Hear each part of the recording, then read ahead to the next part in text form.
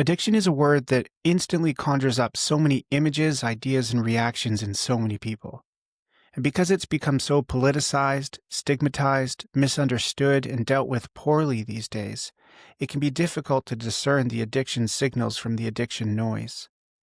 That's why I find the perspective of Quentin Genuis, which you're about to hear in this conversation, so helpful and refreshing. Not only is Quentin an ER doctor at St. Paul's Hospital in downtown Vancouver, British Columbia, Canada, and consequently embedded within the world of addiction, he's a theologian, ethicist, and an avid reader of Dostoevsky and poetry. In other words, Quentin is a rare breed, a Renaissance man who can speak to the realities of addiction in ways that are informed, compassionate, insightful, practical, and even hopeful. So, if you find yourself wrestling with the reality of addiction in one way or another, my hope is that you'll find this conversation helpful. And if you, or someone you know, are struggling with addiction, please reach out to someone you trust, make a call to a crisis line, or jump online and search for support wherever you are. Because hear me, really hear me when I say this. There is no such thing as a lost cause. There really is hope. Freedom from addiction is possible. And something as seemingly simple and inconsequential as friendship with God and other people, really can move us closer and closer to this kind of hope and freedom. And so, with that, here's my conversation with Quentin. So let's start as we normally do here on Personalist Manifestos, which is the simple but complex question, who is Quentin Genuis? And I just want to get it out of the way. You're probably used to being asked this all the time, but what's it like having the last name Genuis? Yeah, and it's Genuis for Oh, okay. yeah, that's okay. Yeah. I'm just reading in a very anglicized way. Yeah. So it's my father's parents came to Canada from Malta, and so it's a Maltese name. My understanding is that it's originally pronounced Genuis, rhymes with fleece, but at some point during the time when my dad and his three brothers were growing up in Toronto, the pronunciation sort of migrated to being Genuis, rhymes with tennis. And so definitely growing up, a lot of people look at it and the U and the I are switched, but lots of people pronounce it like genius. So I was used to that growing up. It was much more of a shock for my wife after we got married and she took my last name. That it is very common that people pronounce it in a variety of ways, but Right. that's the origin of the name anyway. Yeah, well, I should have cleared that before we hit record, but now I just got a really good lesson to ask first. But do you feel like people assume that you changed your last name to Genuis because you were a doctor? I've never had anyone ask like me. how actors change their name, Right? No, to have an actor-sounding name. I do feel like it would not be an appealing personal decision for someone to change their last name to Genuis. Dr. Genuis sounds like a supervillain's name, actually. Yeah, I agree with that. But yeah, well, you're not a supervillain. I can confirm that. Yeah. Okay, well, more seriously though, how about you share a little bit about yourself? Because spoiler alert, you are an ER doctor and you also are a theologian, which is a rare mix. So how about you share a little bit about yourself and tell us how it is that you arrived where you are today? Yeah, thank you for the question. So I'm originally from Edmonton. So I was born and raised just outside Edmonton. I spent most of my life in Edmonton up until I moved out to British Columbia, what is now 7 years ago, I'm going to say, maybe 8. And so I grew up. My father's a physician, wonderful, wonderful physician and a wonderful man. My dad's an obstetrician, delivered a lot of babies. And growing up, having a father who is a surgeon, a busy guy. He wasn't the absentee surgeon dad who I never saw. He was a great dad, really present and to us kids, but also delivered all these babies in my, kindergarten class. He delivered most, maybe not most, but a good chunk of my classmates. And so I was definitely surrounded by this sense that the medical vocation that my dad had was something that was exciting and quite beautiful. So I was interested in being a physician growing up. And then I went to the King's University in Edmonton. And I was at that point as an undergraduate really interested in just being a sciencey guy and trying to get into medical school. And a liberal arts undergraduate degree changed my life because I didn't want to take those mandatory width and breadth courses that the university made me take.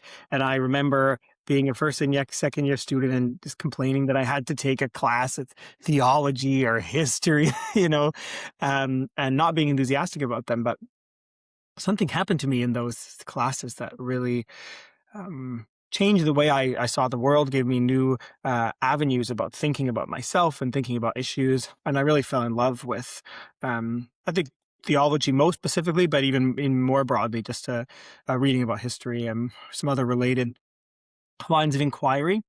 And then I went to medical school. I applied, I got into medical school, and I found my first 2 years of med school a bit hard, a bit of a adjustment because again, I was used to this liberal arts environment and doing a little bit of organic chemistry, but then going and reading Dostoevsky with philosophy of religion class.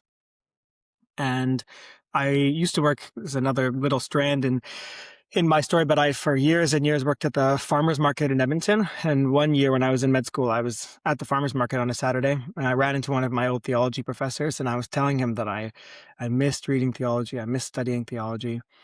He very cheerfully said, "Oh, just take some time off med school and go do a master's degree in Scotland." As you And do. as you do, exactly.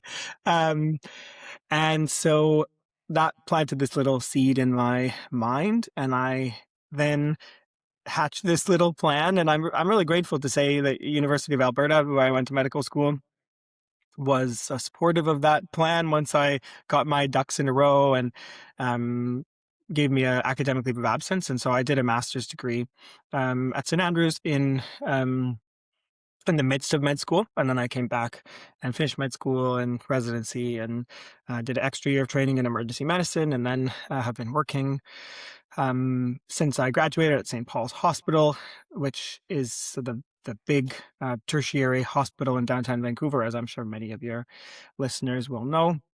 Outside of medicine, in terms of who am I have 4 kids. We live in East Vancouver.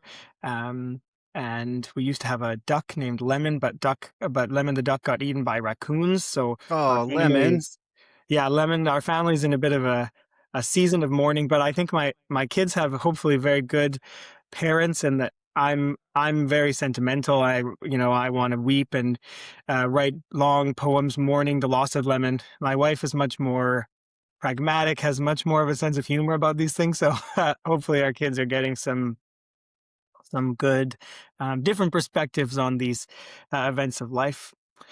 But yeah, I love reading fiction. I dabble in writing fiction, at least for my kids, and I like growing dahlias outside our front garden and doing all kinds of other stuff with my kids. That's probably where you'd find me as a person when I'm not doing work as a merge doc or teaching or ethicist work. I'm probably doing something like that with my kids. That's wonderful. I mean, the more I hear you talk, the more just the words Renaissance man just ring in my mind. I do want to get into your work in Vancouver at St. Paul's. But before that, I want to go back to your training in science at a liberal arts school and then going to med school, but you taking leave to get that liberal arts dose. Can you describe just how different med school was from the liberal arts context? Because this was something that I wanted to talk about later, but your book that you've just published, Recovering People, which is about addiction, which is primarily what we're going to talk about today, you're approaching the topic of addiction in a very integrated way. So you're looking at it, of course, from a medical perspective, but you're also introducing philosophical, theological, even like literary sources to help you navigate this really complex phenomenon of addiction. But just hearing you describe your background and your training, like it's quite integrated, and yet so much of our education, at least for people our age, is so disintegrated, right? It's more specialized. And that's not necessarily wrong, but once you get into vocations or work dealing with phenomena that are integrated issues, it's like we don't have the resources to actually navigate them in an integrated way. What does med school look like? Because Michael was humanities from the get-go. No. And like I've said it on this podcast before, but the ceiling of my formal education in the sciences is geology 12. That's what we're working with here. So it's not that I'm not engaged with the sciences and so forth, but I'm very much, engaging from the bleachers from a theoretical perspective. But I think it would be helpful just to hear about how different these two worlds are. Yeah, and to speak to my experiences is obviously only to speak of what happened in um, my particular years that I was at U of A as a medical student. I think I'm now involved in some education, mostly postgrad at UBC, and to be as charitable as possible to medical schools. I think at least at UBC, there's a real effort. I feel like that's increased even when I've been around to speak more holistically and to do medical education in a more holistic way. So I think there's a lot of good people who are trying to do this. But I think it's so tempting, as you say, in a world where universities are often, there's these narrow slices of expertise that people are trained in. It's so easy. It's so tempting to fall into just these very narrow lanes of viewing things. And I think about this, even I have this very strange job title for the past couple of years that I'm an ethicist. And I sometimes think, in terms of we as human beings, we share this universal project of trying to discern the good and trying to act well.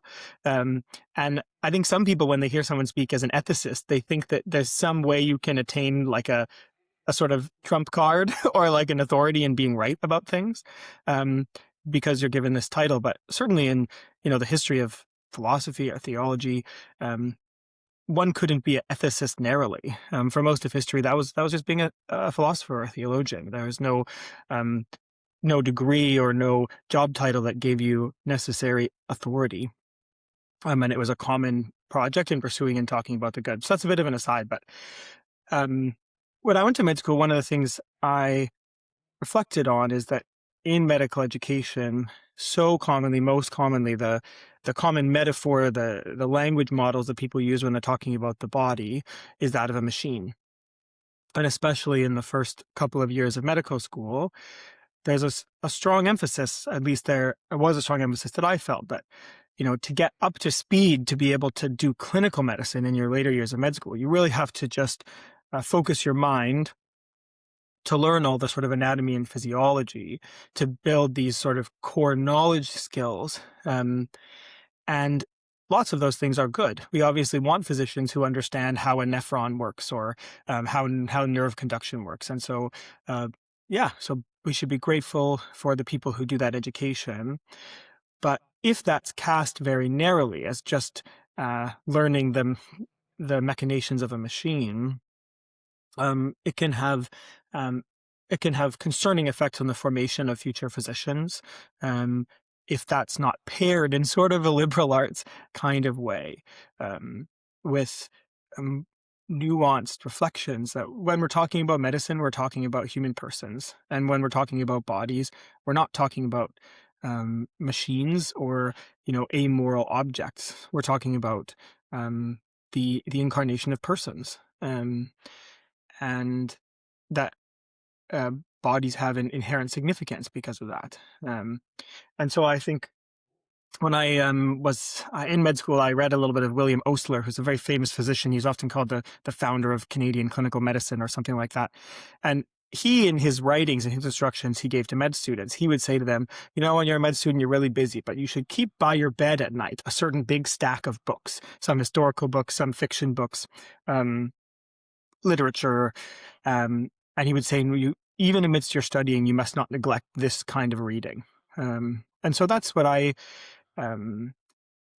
think medical schools that I've been exposed to could grow in, and many of them are trying to grow in this way, is to try, when we talk about medicine, we're not talking about just the way to manipulate and control machines. We're talking about existential realities, suffering, doubt, fear, and dying as well. And that these are questions that medicine has an important role in engaging with, but they're not narrowly medical questions. And so even in the seasons of life where medical students do have to buckle down and study the nephron, I think good education settings can somehow encourage them to do that while nudging them to keep in perspective that we're talking about persons. Well, one of the things that I'm thinking of, because you're an ER doctor, if I'm coming into the ER, I'm not like, and I'm bleeding out or something. This is my catastrophic imagination. I'm not worried about whether or not you read Dostoevsky. Like, I want to know that you've done the work so that you can take care of me. But I think it's the before and after that really matters, right? It's like, as I'm healing after that moment of acute, like, pain or suffering or need, that there's what goes beyond just the physical element, right? And I think that is something that is really encouraging to see it being introduced. I mean, people ask me sometimes, like, oh, you adjunct for the nursing school at Trinity Western, like, that seems very distant from theology. But actually, the way in which the nursing school prepares their students for the field is a liberal arts education, which, as I understand it, is quite unique. Yeah. And I know you're into virtue ethics and other such strains of philosophy, theology, and ethics. But it's intentionally forming students not just for evidence-based practices and viewing and treating people like machines, but sort of whole person care and thinking sort of critically and constructively about the environment in which healthcare is practiced. And I think it's immensely helpful and just interesting as well. So that's just, my sort of advertisement for liberal arts Yeah. education for people going into medicine in any way, shape, or form. Yeah. And I think it's even the patient who's, as you say, acutely bleeding out or in that catastrophic situation.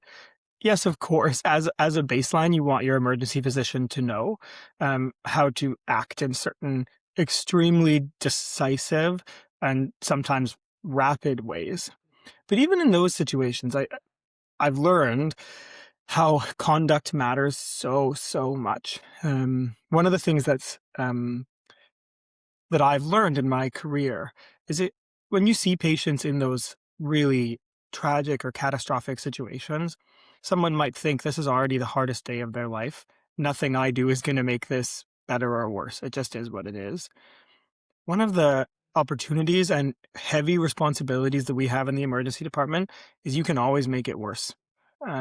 If you, even people on that really horrible, tragic day, that new cancer diagnosis or that unexpected event for them and their family, if you're cold and callous and appear unfeeling, somehow in a strange way, it makes it that much harder. And on the other side, in my experience, people never forget acts of kindness, generosity, humility, and warmth in those same moments. And so, yeah, I think sometimes it's easier for us to not think about those realities and just to say, this person is in that extreme dramatic moment. I don't really have to be present as a whole person. I just got to put in the chest tube. But in my experience, it's very true that your conduct, even in those high pressured moments, the way you conduct yourself, the way you speak to and about the person, the way you speak to and about their body, um, does have an impact. That may not, of course, be a comfort ultimately in a very difficult moment, but definitely you can make it feel worse.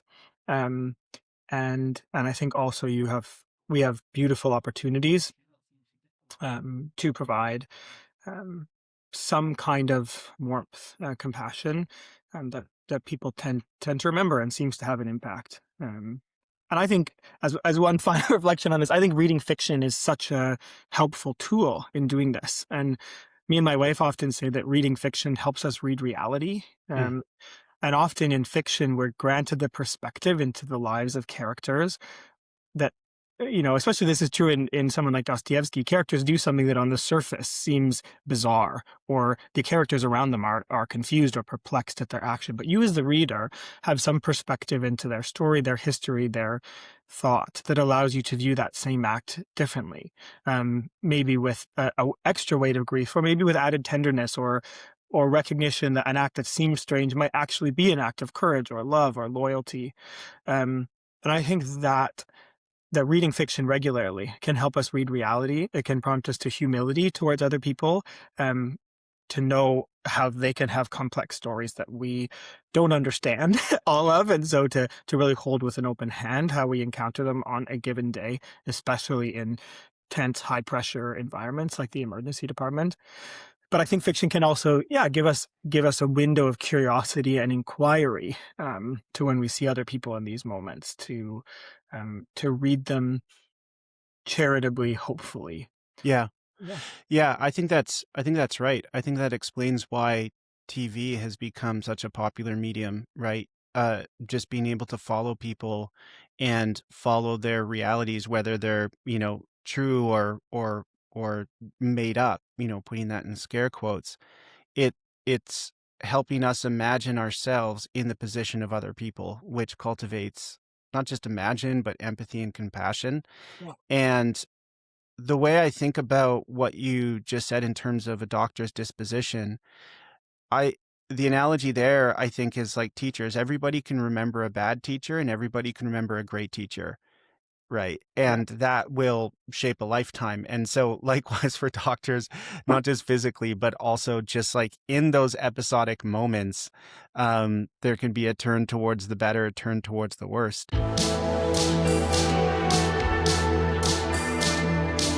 Getting into the context in which you work, your book is the product of time that you have spent as an ER physician, as an ethicist, working in Vancouver, and encountering addiction on a daily basis. Just for people who aren't aware of the context in which you're working, can you describe the wider sort of uh, environment in which St. Paul's is embedded, and the phenomenon of addiction that surrounds it and sort of is so prominent in your work? Yes, absolutely. So I trained at St. Paul's Hospital, and I have worked there ever since I graduated. St. Paul's a big part of our identity as a hospital, that we're very humbled and proud of. Is that we have a particular relationship with the community in Vancouver that's commonly referred to as the Downtown East Side. We're actually, as you know, our hospital's moving in just about 15 months now to even be closer to sort of Main and Hastings, which is often thought of as being really the heart of the Downtown East Side. The Downtown East Side is a neighborhood in Vancouver. That's a beautiful neighborhood, a historic neighborhood. Many beautiful contributions to the cultural, artistic environment of Vancouver have come from that neighborhood. But certainly in recent decades, the Downtown East Side has been marked very famously by some really profound challenges, and probably the most well known of those is what's previously been called opioid crisis, the overdose crisis. Now people are describing the language of a toxic drug supply crisis. In a venue like this, I certainly wouldn't want to semantically nitpick the language, but there's a number of factors that have contributed to that. But how that crisis presents itself to us at St. Paul's is in the form of persons. And working at St. Paul's, being a resident at St. Paul's and then a staff, it's a very dramatic place to work in that we see overdoses on drugs every hour. And we see the effects of severe addiction to drugs um, constantly. Every single shift I've ever worked at St. Paul's, I've seen more than one patient whose presentation is driven in part by addiction to drugs. And that is not the reason why I went to work at St. Paul's. It wasn't an issue that I had preceding interest in, but I feel the Lord has called me to that place and that work, partly to develop an interest and to try to carefully think, pray, speak about these issues in ways that are precise, humanizing, and hopeful. So St. Paul's is can both be a very difficult place to work, a very tragic place to work, and the hard days are hard, the sad days are so sad. But also it's such a joy, it's such a blessing and a gift and an opportunity to get to know these persons who are so often overlooked, who are so often described as if they're merely statistics and not persons with histories and skills and beautiful things about their life. And so that's been the thing that has been most notable to me, is the gift of learning from my patients, of getting to know them, of being known by them, of hopefully being a giver of generosity and kindness to them, but also having been the recipient of generosity and kindness from my patients, and from the community of the Downtown East Side more broadly. So that's maybe a little bit of my personal context in terms of what that looks like. Yeah, well, that's one of the things that I appreciate about your book. Like you're bringing, your background as a doctor, so you have the medical perspective, but you also bring in the philosophy and theology. But there's also a narrative perspective as well. Like you share stories about moments that you have with people who come in, and even seeing them beyond sort of the ER context. And of course, you don't violate confidentiality, you use pseudonyms and such. But I really appreciate how at key moments in the book you tell stories about real people and the bad, yes, but also the good, and how there is hope present even in some of those really difficult situations, and how God and like Jesus is present in those moments. And so I really appreciated that piece of the book. I did want to ask, I couldn't remember what the numbers were, but there was a part in the book where you said, on average in the ER, here's how many people I see. And, on an average day, out of the many people that I see, here's how many, like percentage wise, are in for addiction and or overdose. Because there's all sorts of statistics out there. But that one was anecdotal, of just saying, like, if you want to grasp how prevalent this issue is, from an ER on the ground level, here's how many people on average are coming in because of addiction and or overdose. Like, I was really shocked, actually. Yeah, and I can't remember if I quoted a specific percentage in my work, but I think it would be fair to say that on many days at St. Paul's, most of the patients that I see have significant addictions that are a contributing factor to their presentation to the emergency department. Whether or not that's directly for overdose or intoxication, which, I mean, I work more skewed to night shift, but I would say I average 4 to 5 of those patients who are just primarily overdose intoxication per shift. But I would say on many days, most of my patients, some a clear contributing reason to their presentation is addiction to drugs. Yeah, Because if it's not like the direct cause, say like an overdose, but maybe they're coming in for a particular ailment or something, but it's part of the sort of reality that they're dealing with, Hmm. what they're coming in for, that addiction is there within the mix somehow. Yeah, and the medical complications, we see dozens of patients at St. Paul's every day who have infections because of injecting drugs, so develop skin and soft tissue infections or more severe life-threatening infections. We see many patients who have chronic infections, hepatitis or HIV that are contracted related to using drugs. We see many patients that have cardiac or respiratory illnesses that are related to the drugs themselves or the act of smoking them. And so there definitely is and that's not even to begin to speak of all the many, many patients we see every day who have mental health diagnoses, paranoia from using meth, psychosis from using stimulants, increasing or escalating anxiety in the context of using large amounts of cannabis, withdrawal from alcohol. Um, yeah, so there's a long list. And again, this is an important reminder that addiction as a phenomenon is not something we can just put in this narrow box to one aspect of person's life. Um, and this is to sort of jump ahead to some of the argument of the book. So when people speak of addiction narrowly in what people sometimes call the brain model of addiction, again, people often don't intend to say this, but when they frame addiction as being only a brain problem, they miss most of the person. Not only do they miss the rest of their body physically, but they miss that larger idea of the mind of the person, the spirit or the soul of the person. And so I think working at St. Paul's is a helpful way to realize that this phenomenon that we broadly call addiction is a whole person phenomenon that directly has impact on, of course, on the habits and dispositions of the mind, um, and something that you can, if you do functional MRIs, you can see changes in the brain, the structures of the brain, but that has clear effects, consequences um, on the whole person. Yeah.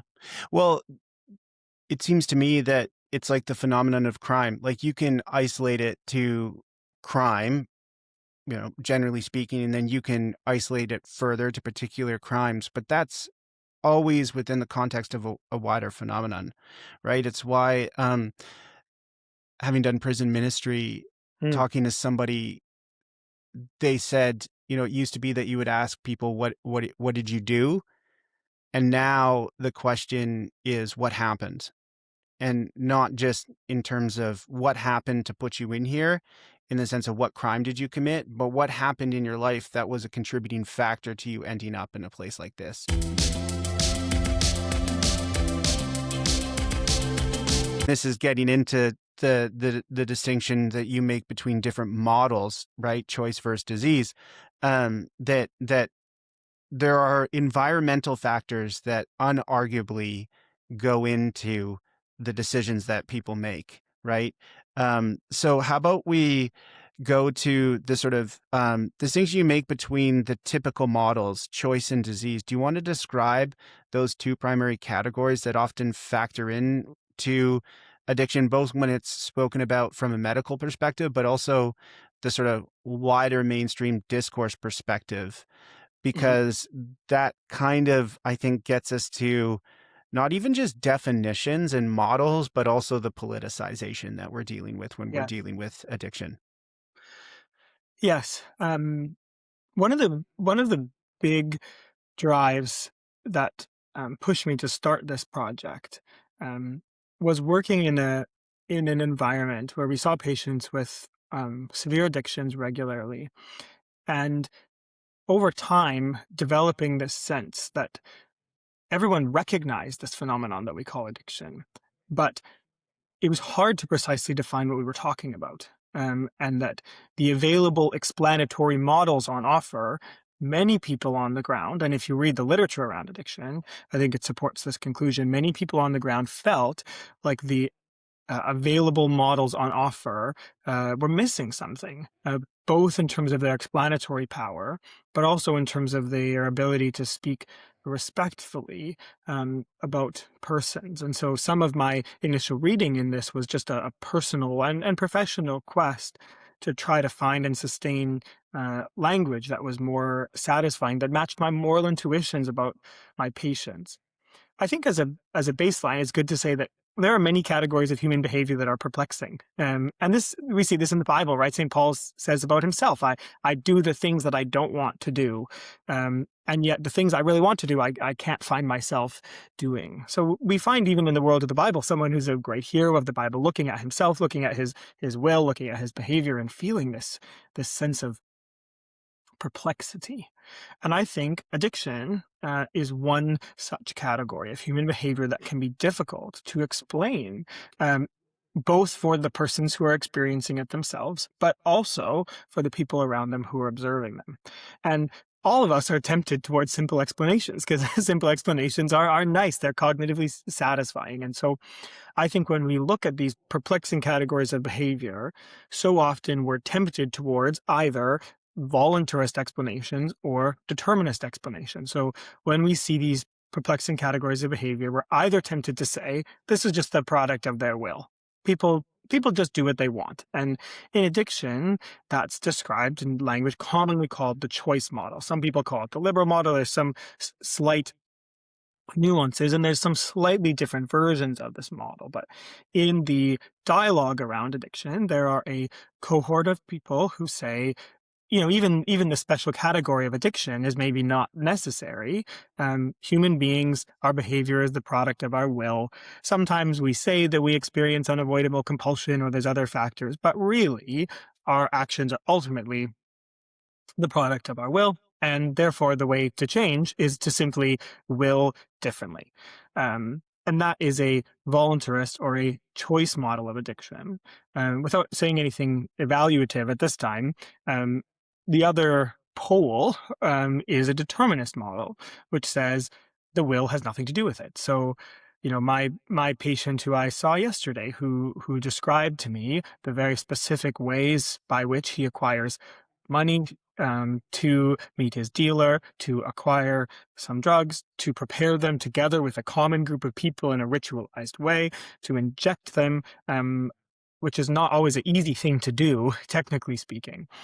We would intuitively hear those kinds of accounts and think that the will has something to do with them. Those appear to be goal-directed behaviors.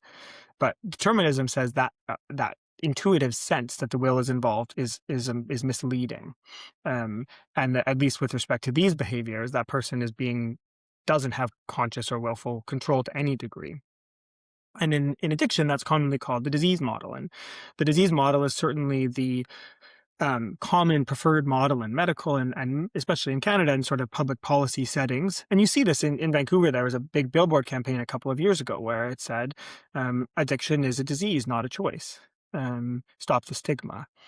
And to speak only briefly evaluatively, I would want to say that the impulse, the motivational impulse behind many people who are attached to the language of the disease model is because they want to speak compassionately and respectfully of persons. So when they say it's a disease, not a choice, they're not trying to place distance between themselves and the patients with addiction. They're trying to say, these are persons who need our help, who need our care, who need our respect. And insofar as that's a strong motivation of the disease model, I would want to say yes to it. But to sort of speak to both, I think both the choice model and the disease model, insofar as they reflect these extremes, are missing the middle truth that is intuitively, I think, sensible to most people who've had addictions, or to work with people who have addictions. That addiction isn't just a matter of just repetitive choices. That most people who have addiction have a complex story with multifactorial causality. If you look at opioid addiction, for example, most people in this present opioid crisis over the past years, most people with addictions got their first opioids from a doctor for what was considered a genuine medical indication. So to just say they developed an addiction because they wanted to is obviously missing a piece of the puzzle. And I could tell you dozens of stories of patients who I've cared for where we would rightly say that their introduction to certain substances was as a result of situations where they were a victim and where nobody would want to make um, anyone who suggested culpability judgments about that person, we would react very strongly emotionally against them. So, um, on one hand, there's something missing in the sort of voluntarist or choice models of addiction. But at the same time, some of the implications of the disease model, although it is uh, motivated strongly by compassion, can place just as much distance between ourselves and other persons. It places their action outside of our ability to relate to them, to uh, with curiosity examine their situations through moral and ethical lenses. Um, it places distance between myself and my patient by implying that they are the passive victim of an agency destroying brain disease, and that they are no longer a moral agent with respect to these situations. And one of the concerns that I have about the disease model is the way that it often orients us away as care providers from the very most important things that produce recovery. If you talk to people who've recovered from severe addictions and ask them why they recovered, they always tell you whole person stories. They talk about their mom or their husband or their kids or their newfound religious or spiritual convictions or um, other whole person existential realities. Um, but if we say this is a disease just like other diseases and the treatment is the right prescription, akin to the right prescription for other diseases, then we narrowly shut ourselves off from actually the most important things that promote recovery for those persons. Again, we can say all this without saying that medical care is bad, because obviously appropriate medical care is good, and appropriate, judicious use of medications is wonderful and is often a grace and a blessing to those persons. Um, but I think, yeah, I think in summary, both the voluntarist and determinist models are missing pieces of the explanatory puzzle. I obviously go into length on this point as a book, and equally concerning to me, I believe each of them to be inadequately respectful, attentive to persons, and as such, I think they're it's time, especially for Christians, using the tools that we have to think carefully and humbly about other ways of speaking and thinking about this issue. Thank you so much for just laying that out in such like clear terms, because it helped me um, understand not even just the phenomenon itself and how it's typically viewed and treated, but also how both are liable to politicization Yeah. once, a certain agenda is established, that they can be used by media, yes, but also by political groups that want to run with a particular model to sort of justify their position, right? Their goals, their campaign, and appeal to particular voter bases. And I also appreciate that you try to see the strengths and the weaknesses in both, right? So with choice, you're saying you appreciate how it actually honors the autonomy and the personhood of the person involved, right? So there are choices that can be made that draw you closer to or further away from what you are addicted to. Um, but also it falls short in acknowledging the wider phenomenon in which they became addicted, right? And likewise for the disease model, it shows compassion and it tries to understand that wider phenomenon and approach accordingly. But there's a certain degree of determinism or nihilism, actually, that there's not hope for the actual autonomy of the person if it's a disease that in some cases, it feels like there will never be a so-called cure for this. It just is and needed to be treated as such. And so I felt like the way you broke those down in the book, but also here, really helpful. And then you use this as a way to get to a model that you've created. Now, it's not sort of like created out of thin air. You use other resources. You use the work of other people as well, but it is a more integrative personal model. Do you want to describe what that is? Because I think it takes the best of both and tries to put forward something a little bit different. Yeah, thank you for the opportunity.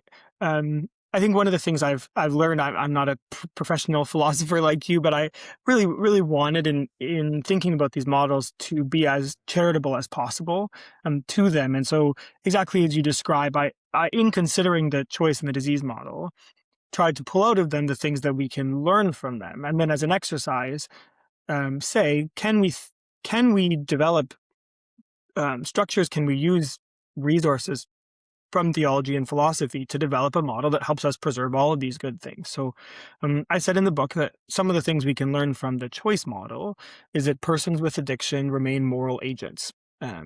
And that persons with addiction are relatable, even in their choices that seem to be extreme or bizarre, that we should lean into our abilities to relate to them. And the most charitable readings of the choice model can see it as encouraging us to those good conclusions. Similarly, the most charitable readings of the disease model can point us to the truth that addiction is a phenomenon with multifactorial causality. And for some people, the will and choices they made may have been part of the story, but is almost or never the whole story. And examining all factors as part of caring for and seeking to be compassionate to persons. As well, the most charitable reading of the disease model can help us see that we shouldn't be standing afar from persons with addictions making culpability judgments. And varying persons are variably culpable for the situations they find themselves in. Especially for Christians, the gospel sets us free from adjudicating how culpable someone else is for their circumstance, sets us free to sit beside them on the floor, to look across at them as a neighbor from whom we should learn and to whom we owe gifts of generosity and compassion, but also frees us to look up at them. And I do think the one of the beautiful things about my vocation is the opportunity to learn from my patients who initially appear very different than me, and who, if you just examine their lives superficially, you might think that others have nothing to learn from them. But in reality, oftentimes their lives display what we would call the virtues in ways that are striking, compelling, convicting, and inspiring. So those are some of the good things that I wanted to set the table with, and then ask how can we speak and think in ways that preserve all of these good things rather than just upholding some of them at the expense of the others. In the book, as you know, I sort of have two chapters where I try to outline a personal model using some different tools. I think one of the really important moves that I try to make is that addiction is a way through which people look for the good things in life. And I think both the choice model and the disease model can obscure this in narrating it just in terms of degeneracy, moral degeneracy, or just in terms of unrelatable brain pathology. But I talk in the book about the work of St. Augustine, who describes, the earliest instantiation of that sort of God-shaped whole language that we hear often about in evangelical settings. Augustine says so beautifully, "You have made us for yourselves, O Lord, and our hearts are restless until they rest in you." And Augustine describes the good life as a life that is well ordered. We have all kinds of loves. All of us have different loves in our life. And the world is full of things that are lovable, and that God blesses to be worthy of certain kinds of human love. And to live the good life is to seek the kingdom of God first and to order our other loves under love of God. But any good thing loved out of order, loved in the wrong priority, can be distorted and can be distorted such that it can't produce goods in our lives. And so the project of the Christian life for all persons with severe addictions or not is to displace disordered loves with right love of God. But one of the obvious implications of this structure is that we are made with these drives to live purposeful, ordered lives. And I think one of the reasons that addiction is so common, severe addiction is so common in our societies, is that we live these very atomized, individualized lives where many people struggle to find purpose and meaning in their lives. And they, all of us, desperately want and need purpose and ordering principles in our life. And one of the big shifts in the way I viewed addiction took place when I read a book, one of my favorite memoirs of addiction. It's called How to Stop Time by a writer named Anne Marlowe. It's a heroine memoir.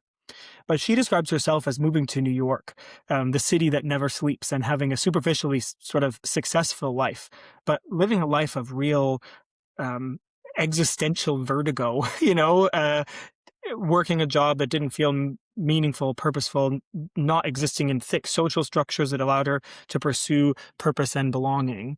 And she describes heroin as, initially, especially, something that provides order to her day, order to her time, order to her relationships. And she describes in the book very powerfully, she says, external people would look at me and look at people like me and say, how bizarre is it that Anne doesn't see that she's ordering her life all around heroin? But she says, sort of, they have it the wrong way around. What I needed was order, and heroin was the vehicle through which I sought order.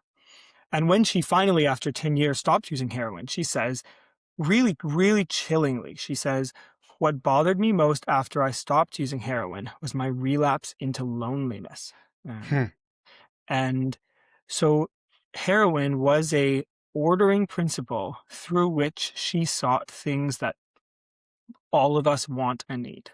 And that's been my experience talking to now thousands of patients with addiction, trying to look at them with that personal lens and trying in appropriate moments to ask them the question, what are you looking for when you use or smoke or look at porn or whatever it is? Well, what are you looking for? And um, oftentimes underneath the thing that they're wanting good things. They're wanting purpose, meaning, peace, healing, a whole variety of common human goods. And so one of the core convictions of a personal model is that uh, addictions are ways of looking for the good things in life, are ways of uh, ordering the life of a person that are bad, that are contrary to the good, because they do not and cannot deliver the goods that people seek in them. And in theological terms, again, without any culpability judgments, they're therefore forms of oppressive idolatry, things, behaviors through which people seek the good things in life, but that ultimately do not deliver. Mhm. And if that's true, then the journey of healing from addiction has some things, maybe not everything, but some things in common with other forms of significant sanctification. The process of displacing fruitless and disordered ways of seeking the good with fruitful and ordered ways of seeking the good. This suggests so much about how we approach persons with addiction. One of the problems with the choice and disease model is in suggesting simple explanations, they sort of imply that they're simple fixes. The choice model says they just have to pull up their socks and will differently, and then they'll be fine. The disease model says they just need the right medical care, and then they'll be fine. Both of these miss most of the person, where the truth is that the opposite of addiction isn't remission, in the sense of a disease can be replaced by nothing. Um, the opposite of addiction isn't just a pull up their socks person. Um, the opposite of addiction is a person who has displaced, disordered ways of looking for the good things in life with truly fruitful, rightly ordered ways of looking for the good things in life. It's about displacing something that doesn't work with something that does work. Oh, I have so many thoughts. Yeah, sorry, that was I don't long. know where to start. No, it's so good. I mean, let me start. Do I start with the medical system or do I start with idolatry? Let me start in order. I'm just going to go sequentially because I'm just writing notes as I hear you talk. I remember reading the book Trainspotting for the first time and then watching the film, and the memoir you mentioned by Anne Marlowe. I haven't read it, but the way that she describes the ordering of heroin reminds me of Trainspotting, where I think it's in the film and the book, but I remember in the film specifically when the protagonist Renton gets off heroin, and he says life is a lot simpler when you're on heroin because it's so overwhelming that you're either on it or you're trying to figure out when to score your next supply to get on it. And in that sense, it's so destructive, but the thing that destroys you is actually the thing that keeps you coming back, this sort of order. And he's like, now that I'm off of it, I've got the rest of life to worry about. And like you said, now you relapse into loneliness, or you relapse into the demands that you were avoiding that the whatever the drug or the thing that you're addicted to helps you avoid. Um, and just being so struck by that, but also what you talk about in terms of um, disordered desires, and that the desire itself is not the issue. It's desiring the wrong things that is the issue. I mean, I love the Augustinianism there, but this is what I actually tell students all the time, especially undergrads, who maybe grew up in contexts that are so heavy on the purity culture, right? Like it's not only don't desire the wrong things, but desire is terrible. Full stop. Like don't think bad thoughts. Don't look there. Don't do that. Like it, and actually saying no. Like the desires that you have are God given, Yeah. but it's the channeling them towards the wrong things or the wrong person, or like that is the issue. And so if we never just speak openly about ourselves as, yes, thinking beings, but also desiring beings, we're not setting ourselves up to desire the right things. Yeah. And this is what I say about idols is when you use the term idol or idolatry, and I appreciate how you say, I'm not trying to be judgmental here. And I hear that, and I want to affirm that, because when I talk about idolatry, I routinely make the point that the most powerful idols are the ones that don't seem like idols. Yeah. So if you say, oh, money is an idol, and everyone's like, oh yeah, there's some people who love money. You're like, okay, there's some obvious ones, and maybe that doesn't appeal to you. But what are the ones that are so ingrained in your life that you don't even view them as such, Yeah. right? What are the things in your life that you're like, you actually came to for a sense of escape or distraction or meaning, and it's actually disordering and channeling your desire in the wrong direction, right? So this is the power of real idols, is they're seductive. They feel good. I mean, I was thinking about you talking about opioids, and I've lived with Crohn's disease Yeah. now for how many years? I was diagnosed when I was 18. I'm 39 now. So yeah, like 21 years. Yeah. And having gone through surgeries and dealt with pain, I've been on all manner of painkillers. Yeah. And, post surgery, fentanyl feels awesome. It really does. And the nurses and doctors are very generous with it. And there's a little machine that is the time delay to make sure you get the right doses. But like getting that dose and then having to wait for your next dose, like I remember one time, like, are you in a lot of pain? And I'm like, why? They're like, well, the machine says you keep hitting the button early. And like, I remember thinking, being on these drugs, like, I can see why people like this. Like, it takes away all the pain and you feel very lucid, right? And so now I'm not addicted to opioids, but even just going through that experience, I'm like, I can see how people do. And the moment that we think that any of us are invulnerable Yeah. from it, I think we're in the biggest area of risk, because we aren't aware of just how easy it is to fall into these things, or even just totally honest, like alcohol, right? It's like, well, I'm not falling over, at the party. I'm not embarrassing myself. I'm not blacking out. I'm not getting belligerent, with my family. But just the way that it can slowly creep into a very sort of habitual, rhythmic way. Yeah. And I kind of think about it as like a fog that sort of rolls in your life. And it's not like a fast fog, but it just slowly comes in. And the next thing you know, you're living in a fog, Yeah. and it's just surrounding you, and you're not really sure why it's there, but it's there. But I think it is this rhythm or habit of just a casual drink, and then more and more each day, where it becomes sort of embedded into the patterns of your life. And so you may sort of pass as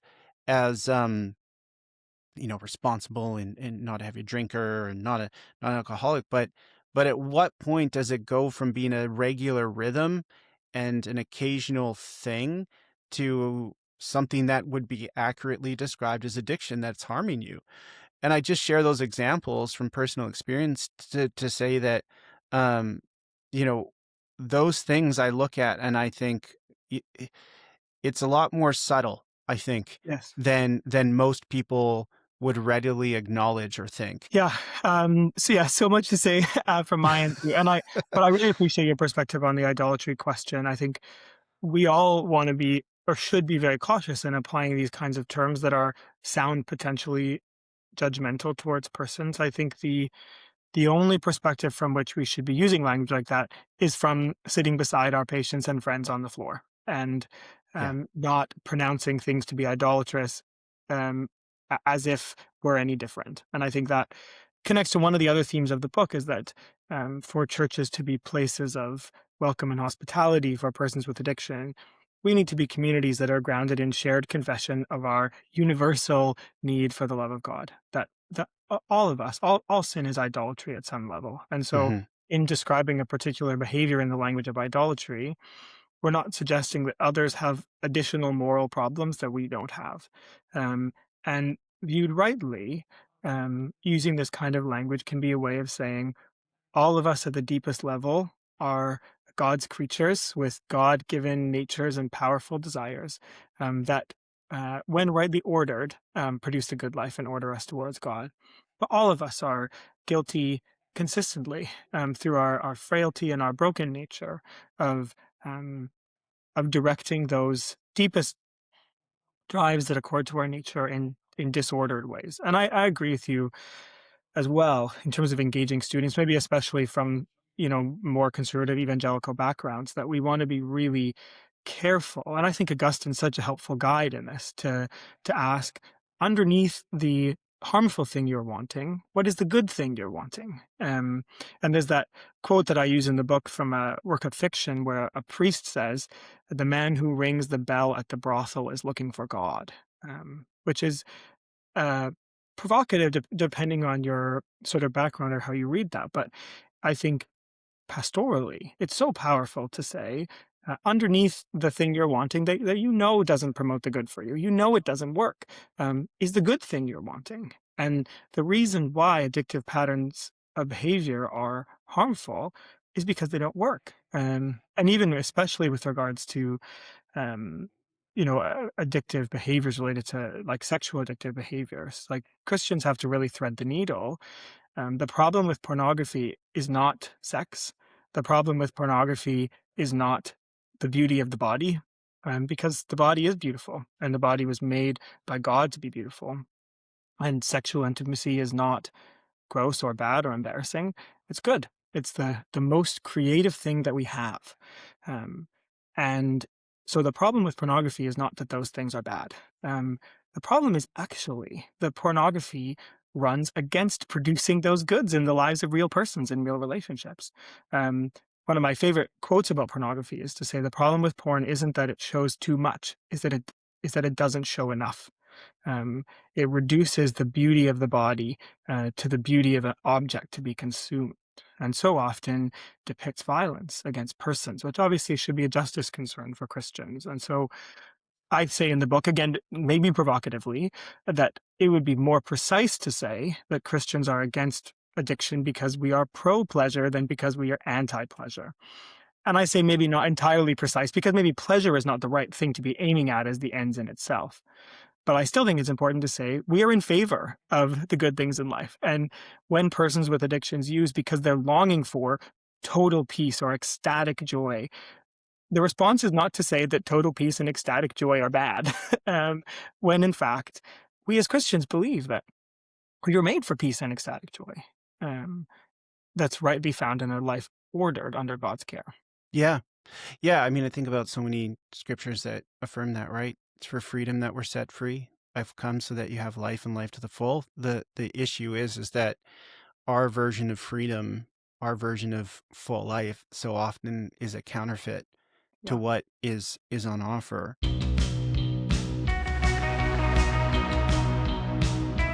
How much room is there for you to work in this way, to bring this model into your practice? And not just in terms of like how you are in a one-on-one context, but for how do you introduce this as an idea or an alternative approach to people? And then if they're interested in it, like, where are the supports and resources that you can refer them to, you know? Because I hear this and this, I'm like, at what point does it start becoming perceived as unprofessional that you would be getting into this existential territory that is Mhm. so valuable, but just knowing maybe some of the constraints that you might be working within?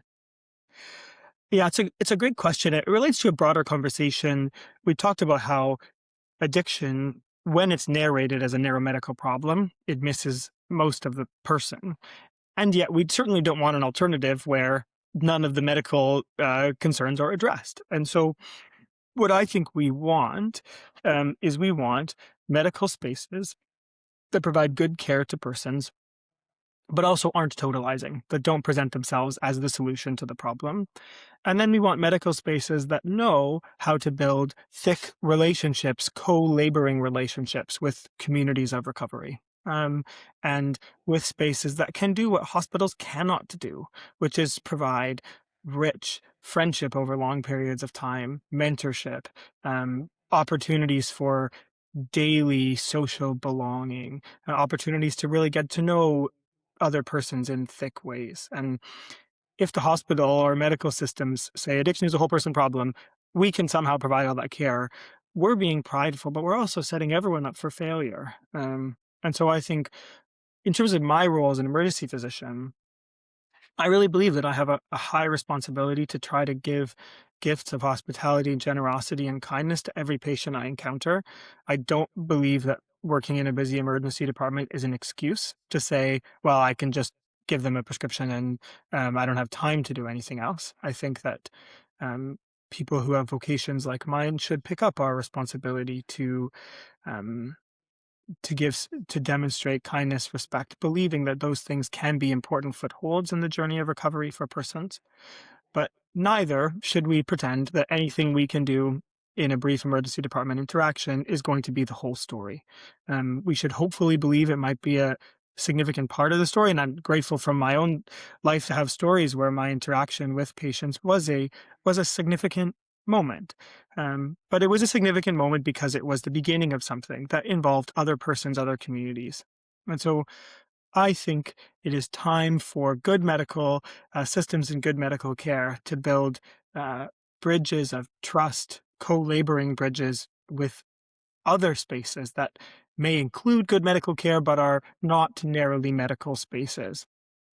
Yeah. Recovery spaces that do what hospitals cannot do. So even in my own work, one of the things I've done quite a bit of work on in the past couple of years is getting to know organizations in the downtown east side of a variety of different niches where I can confidently direct patients to them, and where I can not try to do everything for the patient, but I can fulfill my responsibility to them.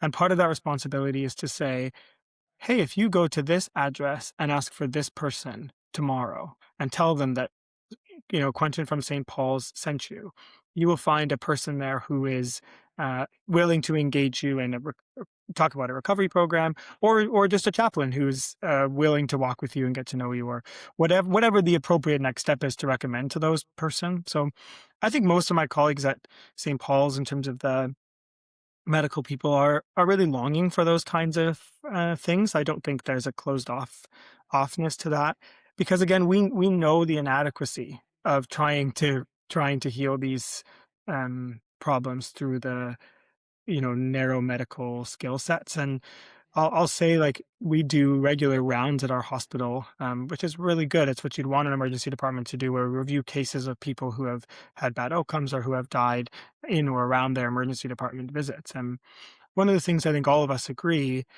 is that when a patient comes in after their overdose and they're found in cardiac arrest and they've, you know, been in cardiac arrest for a long time, we of course do everything we can to resuscitate them. But the likelihood, when they have been found down after a long period of time, the likelihood of changing their outcomes at that emergency department visit is tragically very low. The times when you want to lean in and feel the urgency and do everything you can is the time that that same person was in the hospital 3 months prior or 3 days prior for an overdose. Um, and that is the time when we want to really lean in. And part of our responsibility is to be equipped with tools to offer patients all kinds of next steps on the road of recovery. Um, and to do that, not only do we need societies that invest in more of those spaces because we don't have enough of them now, but also we as medical people need to humbly recognize that we can't be everything, and then invest in relationships with those other organizations, those other spaces, so we can direct persons to them when appropriate. Yeah, I mean, what you're saying there reminds me of some things that I've heard from students who are training to be therapists. And I remember a conversation that we had once in a class where um, it was a course that I teach on suffering, and it's usually a mixed group of like people who are will be pastors, chaplains, and Mm. therapists. And the therapists were saying, we love it when pastors refer people in their congregation to us, when people are in need, that you refer us. But also, can you please not just view your job as done after Yeah, referring? yeah, Like, on the one hand, don't think that you can offer the level of care or somebody dealing with something serious in the area of mental health.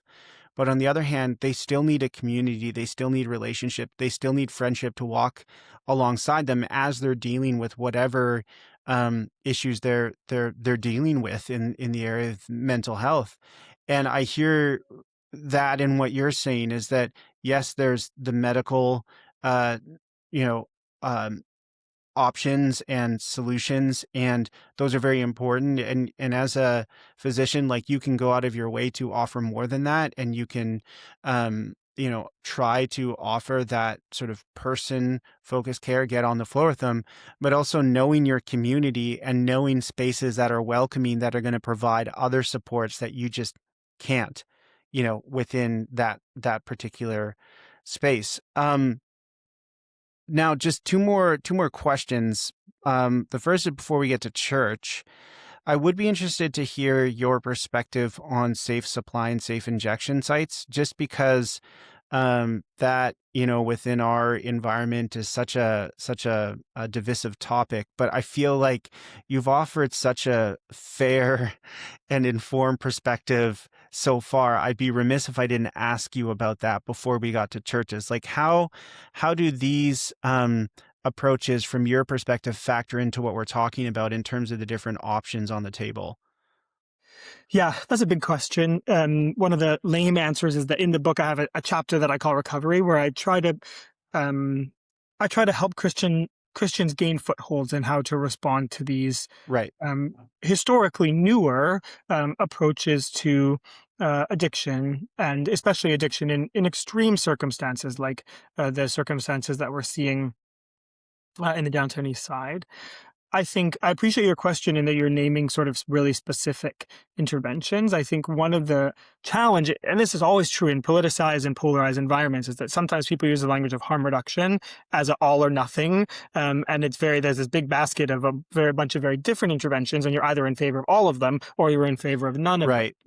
And I want to start from the beginning and carefully ask some sort of framework questions, and but with a question like harm reduction, to do the careful work of parsing individual actions, both evaluating scientific evidence to say what are the outcomes of these different interventions, but also using philosophical, moral, ethical tools to parse the individual actions carefully and say, do they promote the good? So in terms of how we approach a question like what people sometimes call overdose prevention sites, harm reduction sites, what people commonly call safe or supervised injection sites, um, or talking about what people now refer to as safe or safer supply. Again, the language is sort of evolving in the political um, sphere as we are speaking now. I want Christians to ask a couple of foundational questions as we approach these questions. Um, One of them is, does this proposed intervention in a public or secular space recognize that addiction is opposed to the good?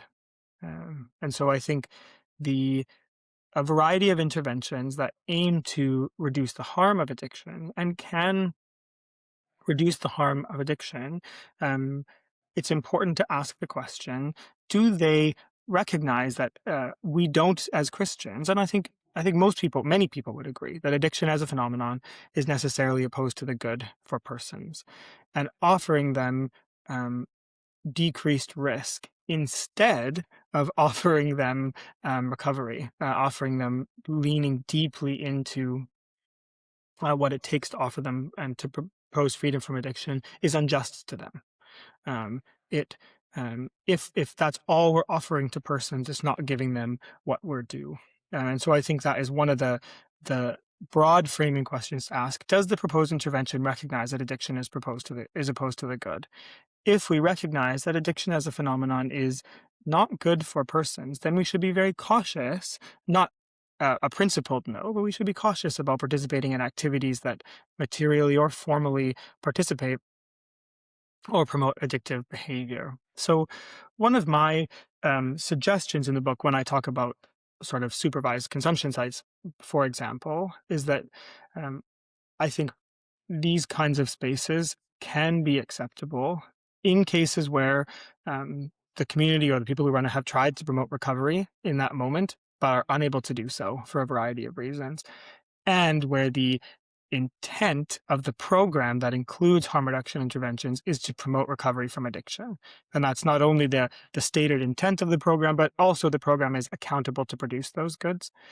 Um, and then the other thing that relates to this, so I've again said my first framing question in thinking about these individual interventions is, does it recognize that addiction is opposed to the good? And then my second framing question is, does it have a high enough hope for persons? Does it believe that addiction is something that can be and often is healed? And I think one of my um, concerns about safe supply policies, or the way people talk about so-called safer supply, is there often is a despair that underlies the way people propose those kinds of um, policies. And the implication is there are many people uh, for whom we can't aim higher.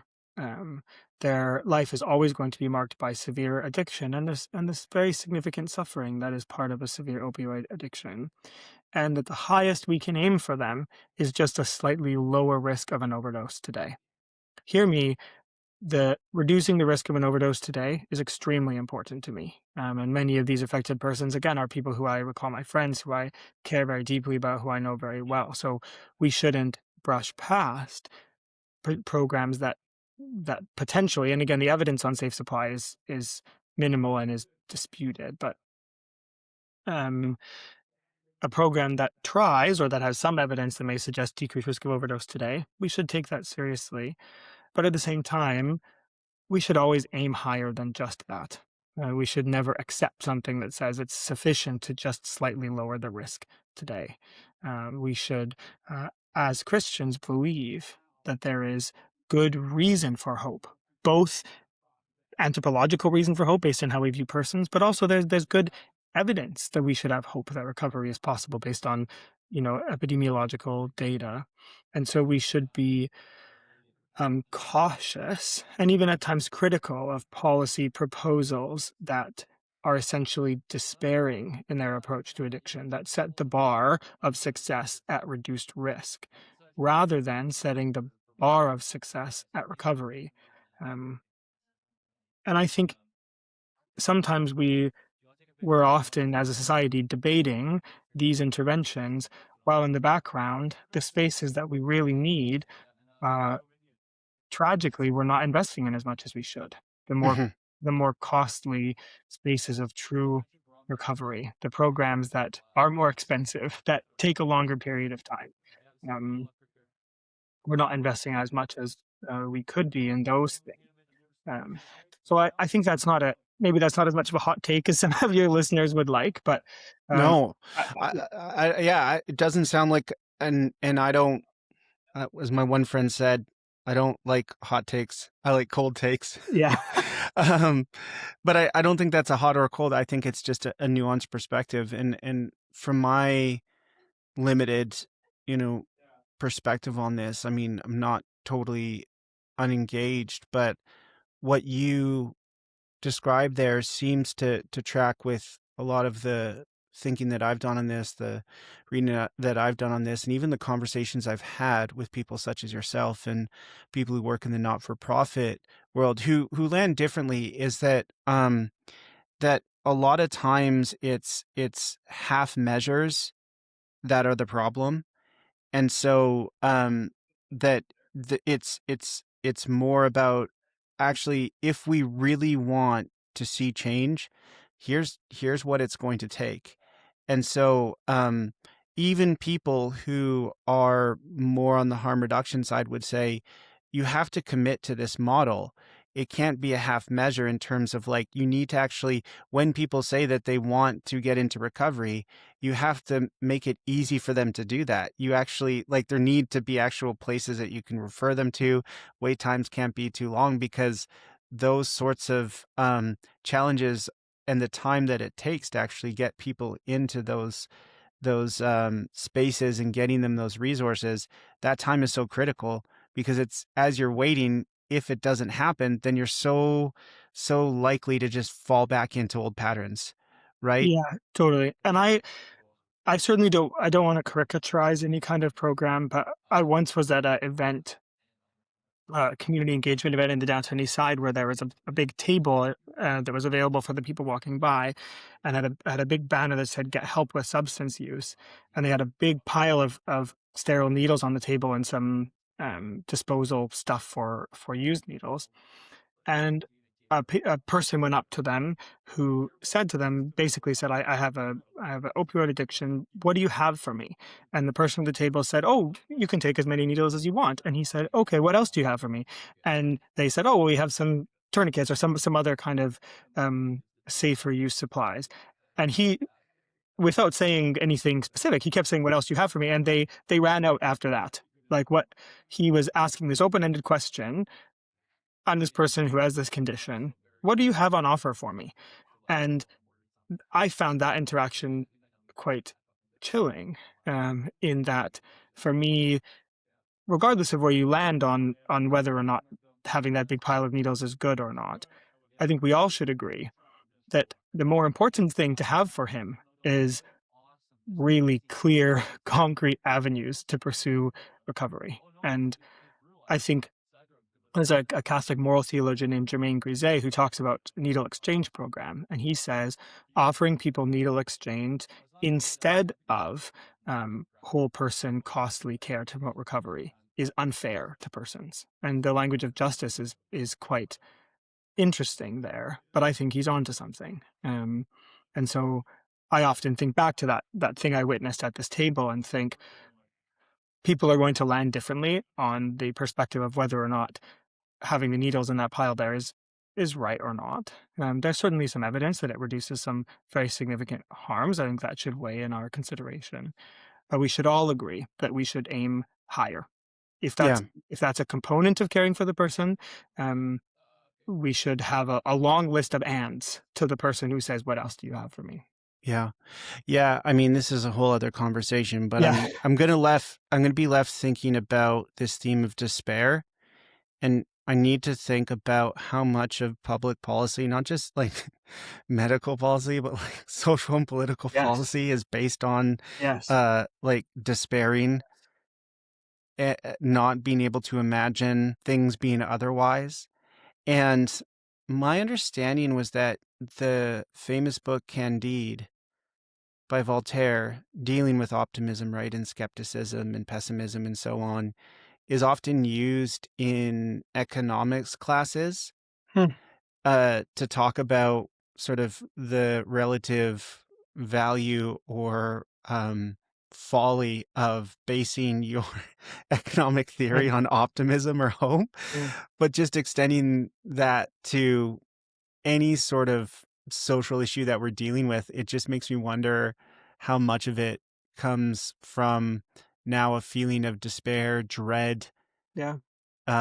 nihilism, that it couldn't be otherwise. That's I'm gonna have to do some serious thinking about that.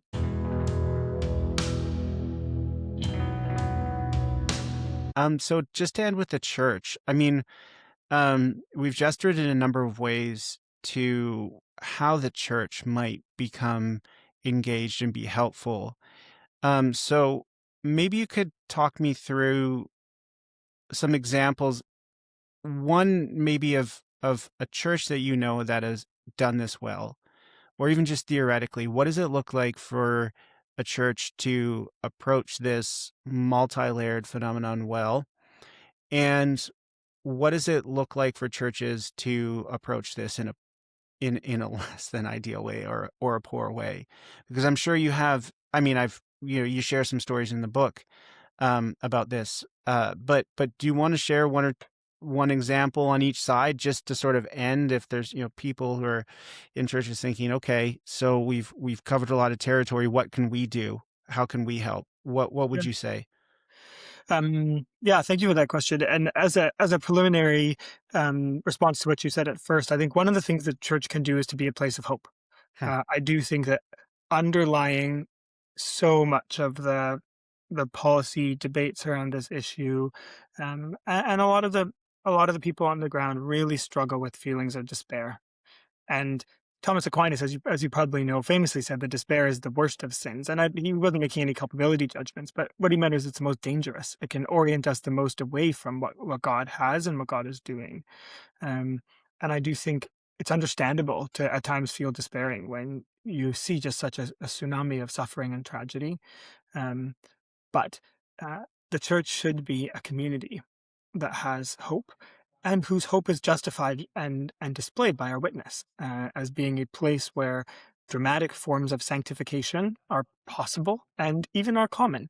And I think that recovery from severe addiction is one such often dramatic and compelling form by which people pursue the good. But again, addiction is one journey, and we hope that people in our churches will, from based on their different histories and different conditions, will have common journeys towards the good, based on whatever their particular story is. So, being people of hope, being communities of hope, and narrating what we say about addiction in terms of hope is, I think, a really important and deeply countercultural practice that the church can participate in. In terms of churches that do this well, um, I think that there are a number of churches that are both in the downtown east side and churches that are not geographically located in the neighborhood that do a lot of things really well. The first thing I would say for churches is to soberly tell the truth that addiction is not just a problem in the downtown east side. It's not just a problem for, you know, persons who have addictions where the consequences are visible or obvious or seem obvious. Um, Within your church, there are people with severe addictions. There are people with severe behavioral addictions to pornography and gambling. There are probably people with substance addictions, alcohol, cannabis, cocaine, um, that that some people may know about or not. So, um, first of all, in the church, in terms of doing this well, is telling the truth that this is not just a problem for that other community out there in a different neighborhood, but this is a problem within our own communities. Um, I think in order to be communities of healing for addiction, we do is churches that are examples to me are churches that provide daily opportunities for belonging. And so I think to be a reordering community is a church cannot just be a 90 minutes on a Sunday morning exercise. It has to be a community of persons who confess themselves to be frail and dependent. Church cannot be a place where we try to put on our best faces and pretend that we don't have problems and doubts when we appear. A community needs to be a thick social space where we narrate our lives in terms of our shared frailty. And I think theological language says our shared sinfulness, our Hmm. shared need for rescue, and therefore our shared need for God and our need for each other. Um, and churches in this regard have much to learn from 12-step programs that provide daily avenues for connection, for belonging, for building friendship, mentorship, etc. So the churches that I know that do this well are churches that invest heavily in not just being a Sunday morning thing. And by the way, if you're hearing this and you're thinking, oh, I'm going to write an email to my pastor that Quentin said they have to start some new program. That is not what I'm saying. And please do not quote me as such. listeners of this podcast, because this is an everyone thing. This isn't something that your pastor can do by starting another program. This is about community groups and morning Bible studies and prayer meetings and all kinds of different ways by which the thick life of a church can provide persons with new ways of belonging, ordering their lives, and seeking the good. So the churches I know that do this well have daily opportunities for connection and belonging. Churches that narrate their lives, not pretending to be perfect or good religious people putting on their best face, but communities that are rooted in shared confession of frailty and need, such that persons with severe addiction don't feel like they have an additional problem, an additional moral problem when compared to everyone else. Um, Churches seem to be places of friendship as well. I think the times when, especially with respect to my friends in the downtown east side, when I've seen churches do things poorly, is when people from far away want to come into the downtown east side for 2 hours um, and see themselves as fixing some problem.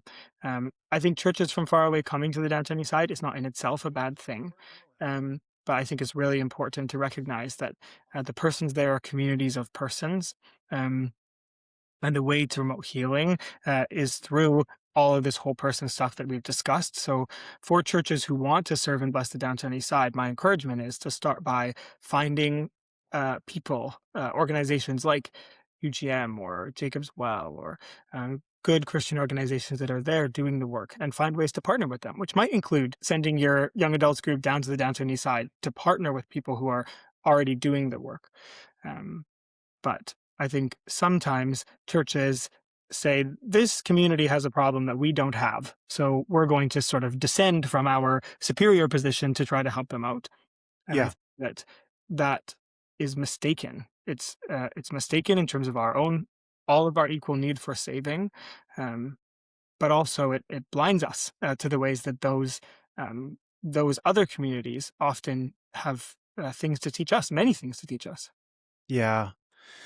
Yeah. I mean, thinking that it's a problem out there is pretty common. And if you happen to be, in a church that kind of is more suburbs, middle class, that sort of thing, it can often feel like whenever you go to a space outside of that to provide some sort of support or care, that you're the one who's bringing the presence of God there. And this is what I constantly I'm trying to remind myself and remind students and anybody else who will listen that Jesus is pretty clear in the Gospels that actually he is that person, Yes. right? So the poor, the widow, the orphan, the prisoner, the migrant, the person that we think so often, surely that couldn't be Christ in our midst. He's like, no, that's me.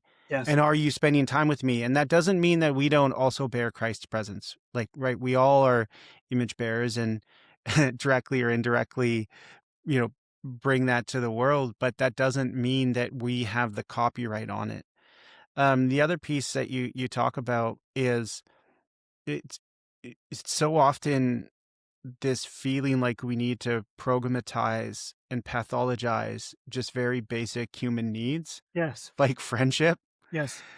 And uh it's it's so critical. That's what gets you through. That's what, the friendship is what gets you through the really difficult moments.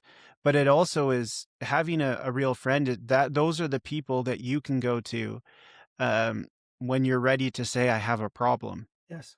right? And then not shunning the person or, oh, have you tried praying more, like that, just being a friend Yes. in the good and the bad, and having friends like that for yourself, with awareness that this isn't just like an out there problem, but it's an in here problem too. So much could be done just from starting Yes. there. Yes. Yeah. Yeah. And I think it's interesting. I'm listening to a book about addiction and recovery right now that was written by someone who wasn't a Christian, but he comes so close to sounding like he's talking about confession, because he says the single most important thing in his journey of recovery was the time that he went over his life, he examined himself, he was honest about the areas that he had made mistakes, and then he was willing to go to a trusted other person and simply tell the other person without trying to be self-protective, but in simple terms. Here are the mistakes that I've made that may have contributed to the development of my addiction, and here are the ways that my addiction harmed other people. Hmm. Again, we want to be careful about saying all of this, especially in dramatic circumstances, in a way that doesn't suggest culpability judgments for all the reasons why people developed addiction. But for everyone, I think that that process is good for all of us, addiction or no addiction.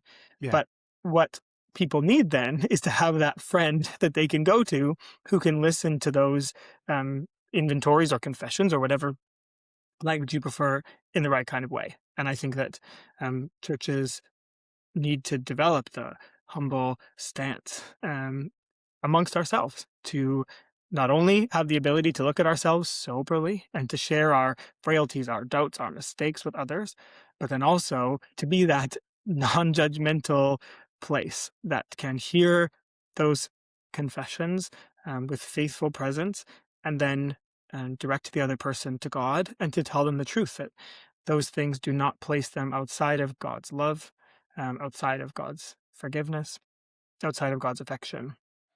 And I do think as maybe a sort of closing kind of reflection that so often um, the factors that perpetuate addiction in our communities and outside are factors related to shame.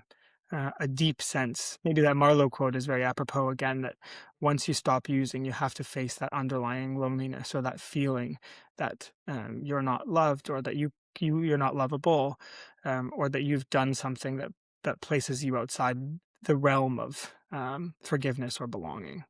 And if an addiction is a way of escaping from that thing that you just can't face, it's going to be very hard to stop the addictive behavior until you exist in an environment that enables you to face that difficult underlying thing. And so for persons who are struggling with addiction, they need cheerful friends who tell them the truth, who can hear the bad stuff and not turn away, but continue to cheerfully tell the truth that no matter what the person has done or no matter where they've been, uh, God loves them, God cares for them. And morally speaking, they're no worse, no more frail, no more in need of saving than anyone else. I mean, what you just said there to me is such a great way to communicate the hope of the gospel. That the worst things that we've done or the worst things that have been done to us don't ultimately define us and don't have to keep us in a state of shame and disconnection, but actually the cheerful friend that comes and tells us the truth, but also offers us grace, Yeah. Jesus, and others, hopefully as well, say that no, there's hope beyond that.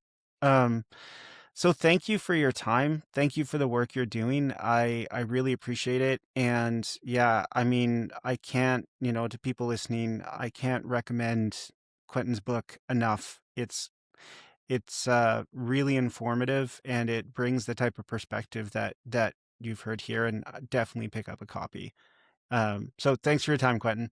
Yeah, thanks. And I should say thanks for Michael wrote an endorsement for my book. So if you are part of the Michael Morelli fan club, you can see his name on the instant. There are very few members in that club.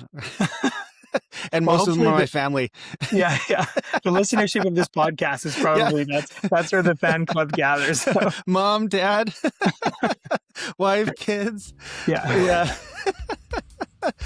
Yeah. Oh, well, thanks for your time. I really appreciate it. Yeah, awesome. Thanks for having me.